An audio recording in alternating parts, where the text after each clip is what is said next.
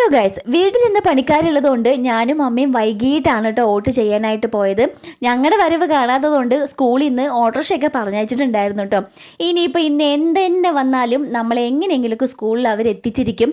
കാരണം എന്താ, ഓരോ വോട്ടും വിലപ്പെട്ടതാണ്. അപ്പോൾ എന്തായാലും അവർ ഓട്ടോറിക്ഷയൊക്കെ പറഞ്ഞയച്ചതല്ലേ.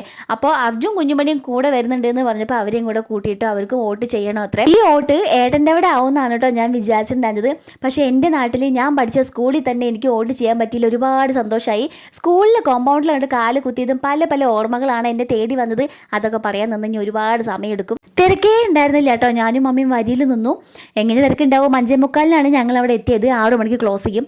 അപ്പോഴാണ് ഒരു സാധനം അവിടെ തൂക്കി കിടക്കുന്ന കണ്ടു, മൊബൈൽ ഫോൺ ഡെപ്പോസിറ്റ് ബാഗ്. അപ്പോൾ എൻ്റെ മൊബൈൽ ഫോൺ ഞാൻ അവിടെ വെച്ചു. അങ്ങനെ ആദ്യം ഞാൻ വോട്ട് ചെയ്ത് വന്നു. എന്നിട്ട് എൻ്റെ പിള്ളേരായിട്ട് ആ കലാലയത്തിൽ ഒന്ന് കറങ്ങി കേട്ടോ. 5th സ്റ്റാൻഡേർഡ് തൊട്ടിട്ട് 10th സ്റ്റാൻഡേർഡ് വരെയുള്ള എൻ്റെ ക്ലാസ്സുകൾ ഞാൻ എൻ്റെ മക്കൾക്ക് കാണിച്ചു കൊടുത്തു. അപ്പോഴേക്കും അമ്മയും വോട്ട് ചെയ്തു വന്നു. എന്നിട്ട് ഞങ്ങൾ പുറത്തേക്ക് ഇറങ്ങി. ഈ ടർഫൊക്കെ ഇപ്പോൾ വന്നതാണ് കേട്ടോ. ഞാൻ പഠിക്കുന്ന സമയത്ത് ടർഫൊന്നും ഉണ്ടായിരുന്നില്ല.